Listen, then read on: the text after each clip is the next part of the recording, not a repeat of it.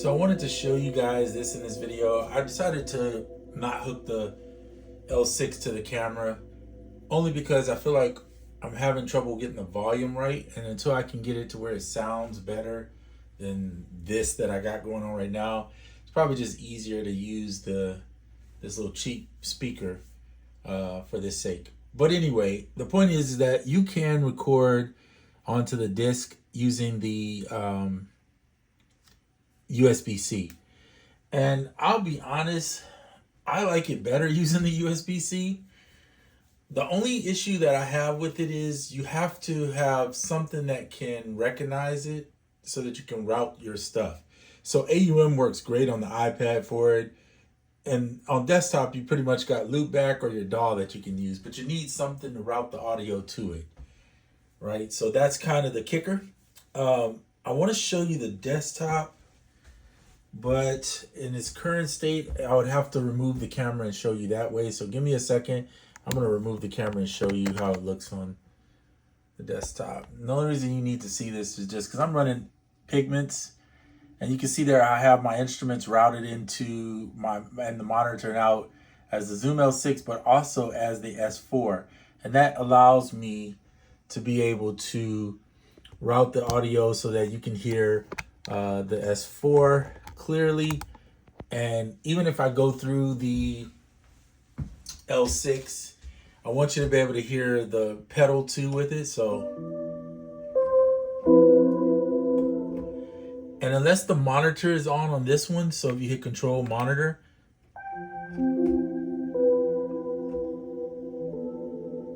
you won't be able to hear this because this is running, this is the way it's routed, okay? So you have the S4, you have the computer sending the sound into the S4.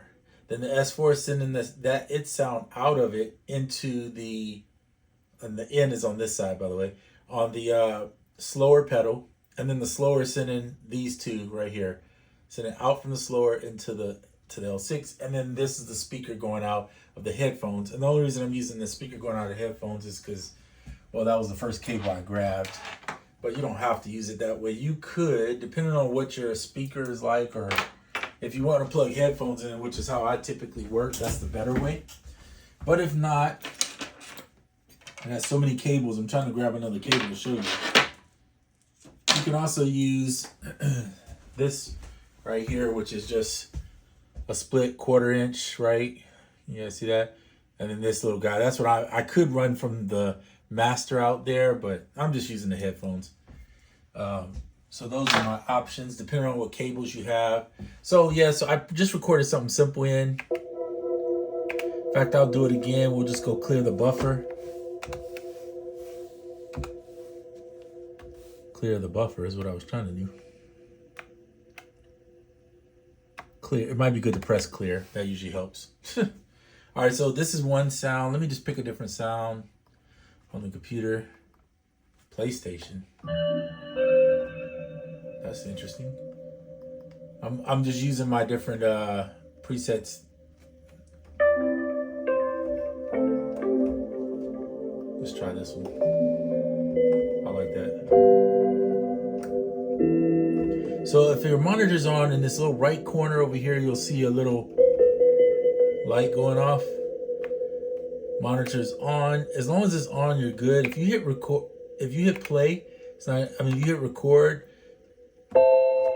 there's no threshold recording, which I wish they would add, because then I could get my timing perfectly. But without it, you press play.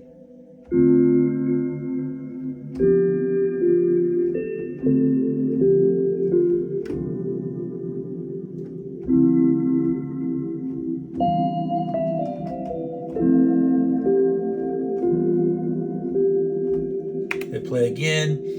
And good to stop it, because then you can adjust your start point. So now I can go, and what you can do is have it adjust by 164. That's what I usually use. So that you can put it there. And then if you go clear, trim. So yes, trim the sample. So now the start point is at the beginning. So, and it's running through here, so you can.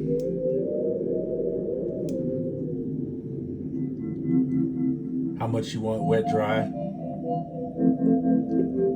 I'm using the Dream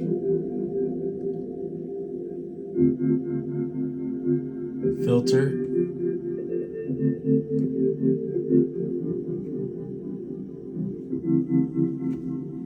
I'm gonna switch settings to that dark because it adds an extra octave at that lower end. Now you can start putting effects on it. I have something going there.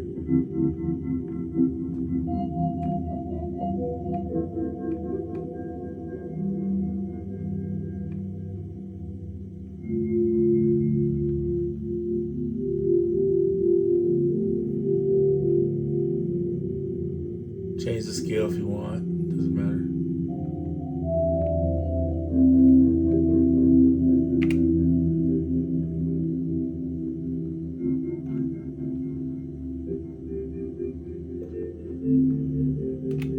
You can add compression, drive, extra noise, and like I always say, double that reverb, but why not?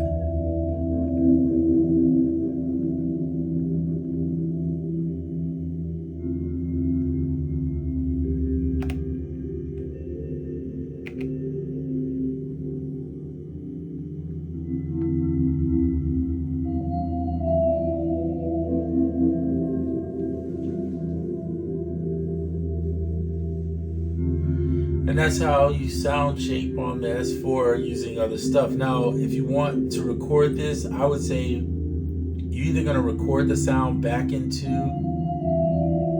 here by using the sends. But the problem with using the sends is because there's nothing going back into here, the only way to get that record is to use something else. So you'd either have to route it back in via the channel you want to do it to. It's easier to do this in a DAW, obviously, but if you're not going to use a DAW, then you can record to this, the L6 if you have that, because there's a record option, right? And then just take it back in there, or just record directly into your DAW, which is what I suggest. But yeah, and if you're going to use, if you have the piece, the S4, you want to take advantage of the control save, because it'll save your recording that you did. Otherwise, it has no clue what you did. So it's pretty much just control, save, and then it saved it as a track. It labels it as something and then puts it in a folder. So now you have that track saved. And it saved it at the BPM you set it. So if you set it at a different BPM, it'll save it at that BPM.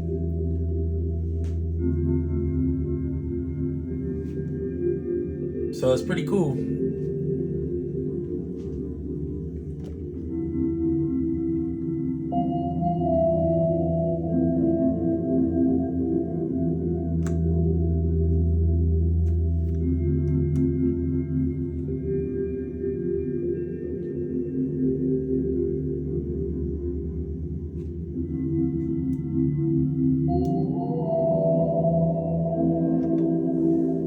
One of the things I love about this pedal though is it's fun to play with it in real time. You can create some really cool, like, interesting soundscape ideas from it. With the gradual transitions.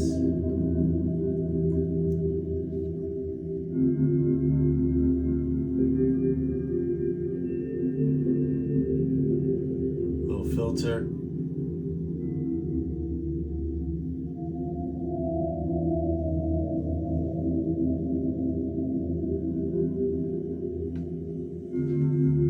So if you ever want a pedal that's not just set it and let it type stuff, because those type of things I get like using a DAW for, or using some type of plug-in. But when you want to actually manipulate the plug-in, that's where something like this comes into play.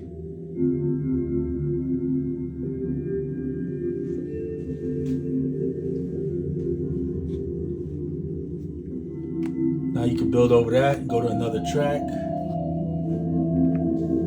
On this track, press monitor, and then go into your stuff, your pigments or whatever you're using. I'm using pigments. Let's try this one.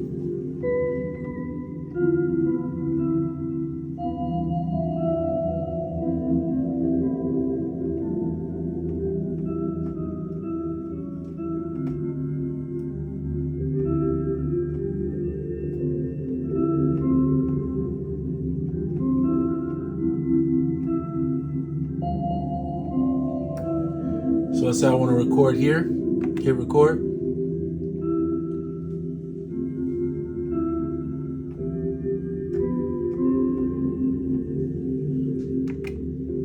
Actually, I guess I need to, do I have monitor on the first one? Hold on 1 second. No, I don't. I'm trying to make sure I was on the right track. This track did not record for some reason. So I'm on track 2. In order for that to record, it should record through 1, but let me see why it didn't record.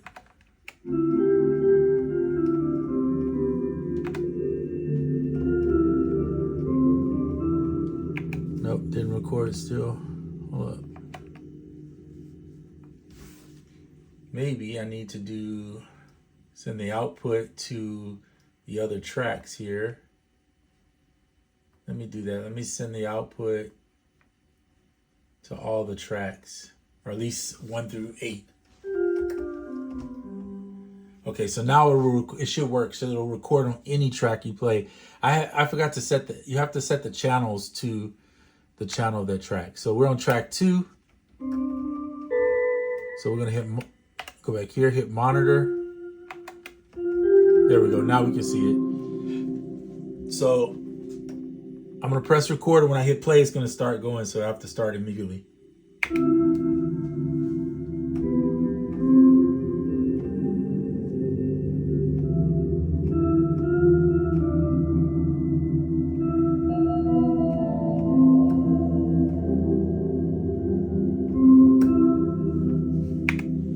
So there you go.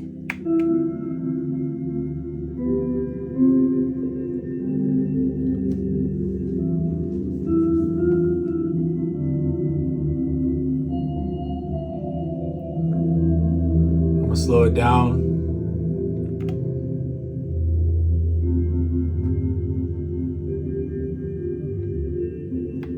Change the pitch on this portion here.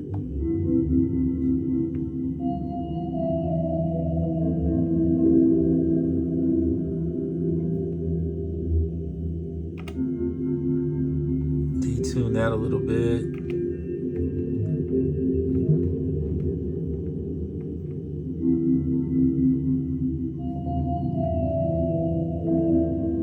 Pick a random scale because I don't really care. I'm just picking anything at this point.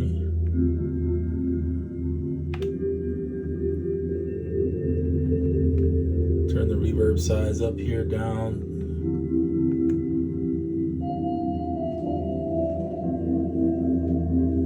So I'm just shaping it. Now again, this right here, the pedal, this reverb pedal is capturing the collective of it and sending it through there.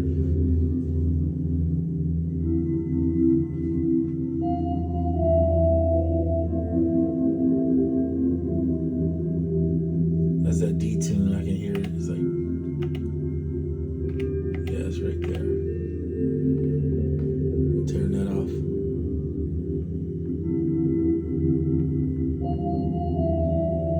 Turn up the random rate, random size.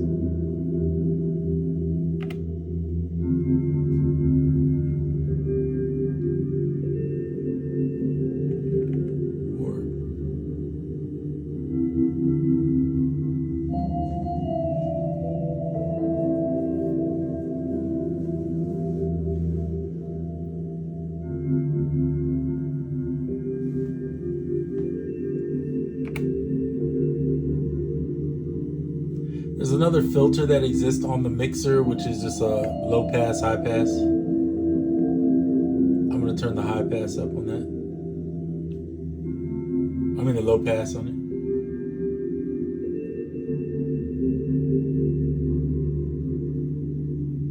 Maybe I should try it the other way, see what it does.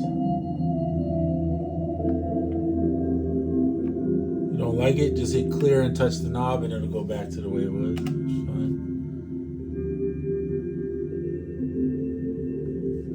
And that's pretty much what you do if you just want to make some music and use your instruments on the desktop. You can just run it in and make sure you just route it. The routing is pretty simple.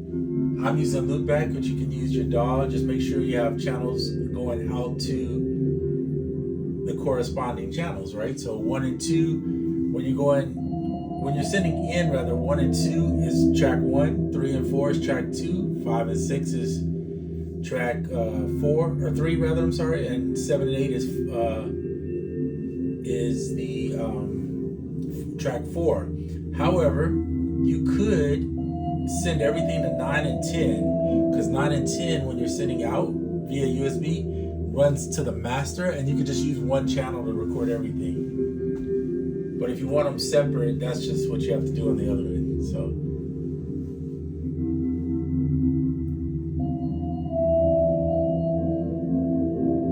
So that's when you're recording into the S4. Going out of the S4 is the opposite. 1 and 2 is the main output, and then the corresponding represent the other tracks, right? So let's say you're tracking out your song, you want to send it to individual tracks. That's how you keep track of it. I just said track like 100 times in there, but that's the gist of it.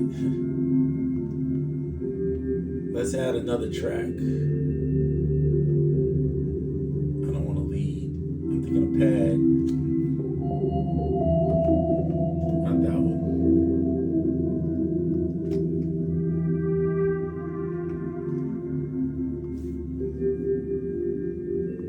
Cosmic Winds.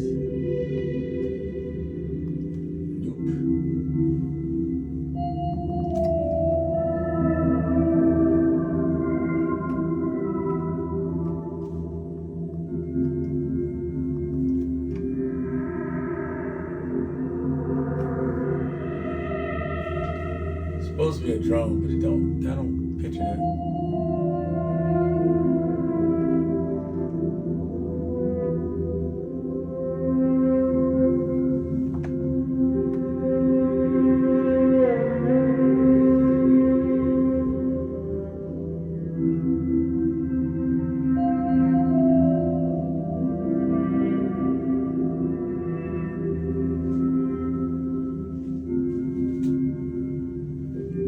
Alright, hopefully that makes sense. Just doing videos, examples, different ways you can use this.